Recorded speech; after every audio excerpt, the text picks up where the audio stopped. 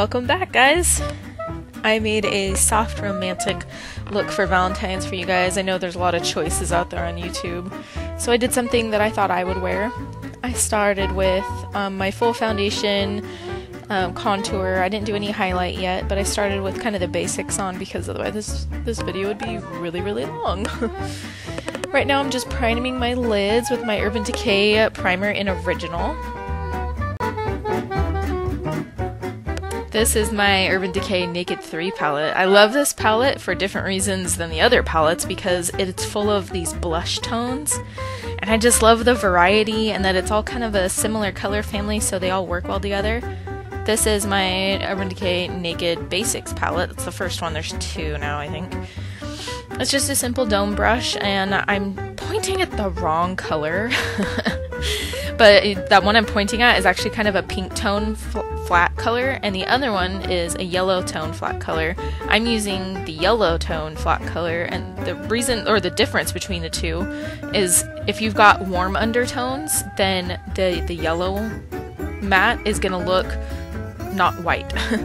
So if you use the pink tone on a warm tone skin, it's going to look more white and kind of blaringly obvious, whereas this one acts more like kind of like a highlight. But I covered my whole lid so that way as I moved product around, it moved easily, it would blend easier. So, and I did both eyebrows, but I only showed you one. If you're interested, check out my brow tutorial on how I do my brows. This is what I do almost every time I'm trying a new look, is I swatch a few colors that I'm interested in, even though I've looked at this palette a million times. Okay, this is a cool trick. So, back in my brow video, I told you how to find out where your arch goes. Take the same concept and right on your natural crease, you follow that line that you would for your arch, and that's where you start to place your transition color. So kind of your medium tone color, I suppose. There can be several medium tone colors in your look, like I think I used 2 in this one, but this just shows you where to start with the pigment, because if you start too low, there's a chance you could deposit too much pigment towards the bottom of your lid and it'll pull your eyes down instead of give you that nice raised look, almost like cat look, I guess you could say. This is my second transition color. I like to use 2 most of the time because it creates a more blended look. I mean, this is a lot of times I use 2, not always, but in this look I used 2 because I wanted a very soft, diffused look on the lid. I didn't want anything too harsh. So I did a similar, you started in my, you can see where I started, right in my line of sight to my arch, and I'm blending. I'm trying to keep it a little closer. Now that is my darkest color. You could call it like the contour on the lid, and I always place it on the farthest corners. What that does is it creates more of a shape around my eye. Instead of giving me a flat surface on my eye, it gives me a little more round look. So I start in the very corner, and that's where I place most of my pigment. Now I'm using kind of a pencil brush. It's really pointed at the end because it can, if I don't press as hard, it'll give me a more defined line of shadow. So now I'm just kind of blending it out in a triangle shape or like a V shape on the edge of my eye, and it's really diffused. It's kind of hard to see the detail in this video, but you might be able to see a little more detail as we zoom in. I'm just blend. Now I'm using just a flat shadow brush, and I'm packing on, that's Lucy talking to me. I may or may not be taking a break here in a second to help Lucy with her problem. Oh, motherhood. I'm glad you guys tolerate all the interruptions. Now I'm using my sparkly shade. This one's a little more metallic in shade, and it's very warm. So instead of choosing a pink tone, I chose a warm tone. So this was me having trouble showing the video. So now I'm going to be blending in my very lightest color, so I guess you call it my highlight, on the inside corner of my eyes. You can choose to put it there, you can choose to put it right in the middle of your lid, you can choose to put it right below your eyebrow. It just depends on the look you're pulling off for that day. So I didn't want to put any too much highlight on my eyebrow, so I kept it just to the inside of my lid. This is a cool trick. So I'm sure you've seen this around if you've looked at similar looks like this. Usually people use tape. So they take tape and they put it on the back of their hand or something and then pull it off a couple times to get the stick to kind of go away. And I didn't want to do that today because I'd already done my full face. I mean, I have my concealer on, my powder, my contour, my foundation, my primer. So I didn't want to ruin the work that I'd already done. So I took my Anastasia Beverly Hills Contour Kit Protector and I wiped it off a little bit. And I'm just holding it down next to my eye, which is why my eye looks kind of funny. It looks like I'm pulling really hard, but I'm actually very gently pressing to give myself a nice clean line. And I was pretty excited because I had never done that technique before, but mid-video, I realized I can't use tape. So here I'm just cleaning up my line so that way it actually pressed into my skin a little bit, gave me a little bit of a line from the protector, but I'm just brushing away any imperfection in the line, giving it a little bit more definition, and just repeating on the other side. So I started with my first transition color, my lightest transition color, went to my next darkest, and then went to my darkest color, still trying to get that gradient effect so it looks well blended and put together. There it is. That's where it came from. Thinking. This is just my flat brush, and it can get very narrow if I want it to. Sometimes I'll wet it down and then dip it into my dark color if I want to give myself a more defined line. This time I didn't wet it down because like I said previous, I wanted a more diffused look.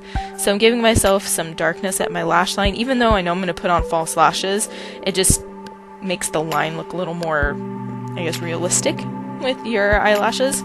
So I just followed that line that I gave myself with that makeup protector, the sheet protector. So I just followed that line and then I blended up a little bit. This is what it looks like before it's all done, people. The artistic expression partway through the process never looks as pretty as the end. So if you don't like the way you look halfway through finishing your look, keep going.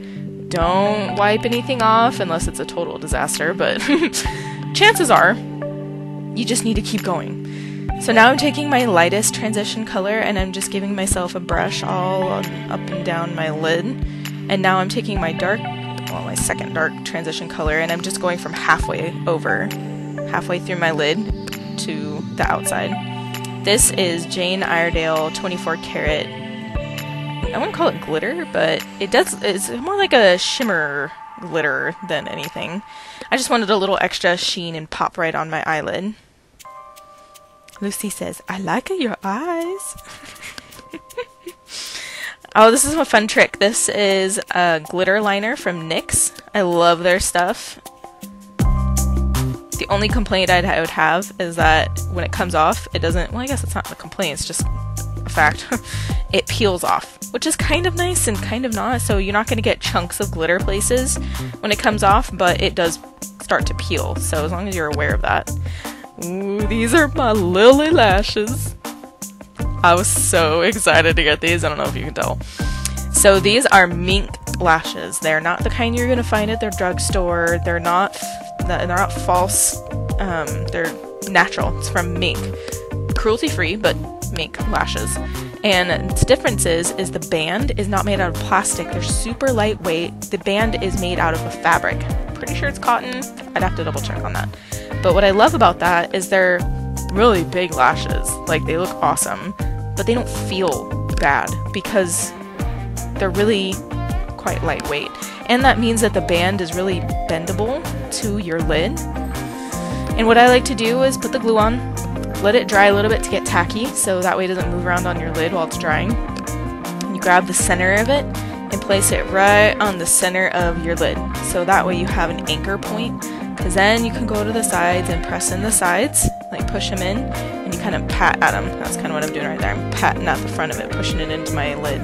Sometimes I will squish the lashes onto my natural lashes.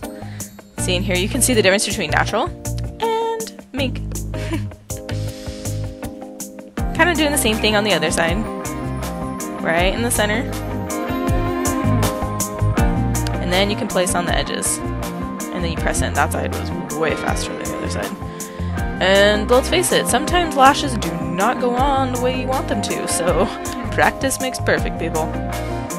I'm feeling the lashes. Feeling the lashes. So you can do this two different ways. You can take mascara and like push. See how I'm pushing? I'm not pulling through my lashes, I'm just pushing it in. Sometimes when I put on mascara before, it's really difficult for me to get false lashes on because my eyelashes will curl up and it's just a mess. But if I do the eyelash or the mascara second, I can push my natural lashes into the false lashes. So this is my brush for my blush, and this is NYX Cream Blush in Rose. I thought this was really nice. Typically you don't want to do the cream over powder, but if you stipple it on and you've got a product that is not super heavy and you're light-handed, you can pull it off. It's not super recommended, honestly. You kind of want to do cream on cream, or do cream then stick with powder only afterwards, otherwise you'll wipe off your powder. This is Benefit High Beam. This is the highlight that I chose to do, and it's super subtle and beautiful in person, really hard to see on camera. So bear with me as I tried to put on as much as I could so you guys could see it, but it's very subtle and beautiful. But here I'm using my beauty blender to push it around and make sure that it doesn't have those little dots still. I love my beauty blender. Actually, it's not a beauty blender, it's a Real Techniques sponge. I should find out the real name. But I got it at the drugstore because I wasn't quite sure if I'd love the trend or not, but you know. So I do want to get some brighter highlights sometimes so that way you guys can see it better on camera. My first order of business when I go shopping for makeup tomorrow. Hopefully I can go shopping tomorrow. Having 2 sick kids and a sick husband is not really conducive for leaving the house, but I plan to get Becca Cosmetics Champagne Pop. That was L'Oreal's Infallible Lip Liner in Rose, and I like these lip liners because they really do have long wear to them. I'm choosing to line my lips pretty spot on because the overlining looks kind of weird on me. I'm using my Royal Lang & Nickel brush for my lips because I got this cute little sample of Gwen Stefani's new lip colors that I think they just came out. And I'm really excited at the prospect of buying more of these brushes and lipsticks, actually. This one's an ex-girlfriend. I wanted to choose a blush color for my cheeks and for my lips, and mostly because if you match your lips to your cheeks, you can almost guarantee you're spot on. Like, you can mix up your colors on your eyes versus your cheeks, and lips versus eyes, but anything from your cheeks down, if you start mixing with the colors, it can look pretty crazy. I just put on highlighter on my Cupid's bow because I think that can be a really pretty pop right on your lip, especially if you have a pretty defined Cupid's bow like I do.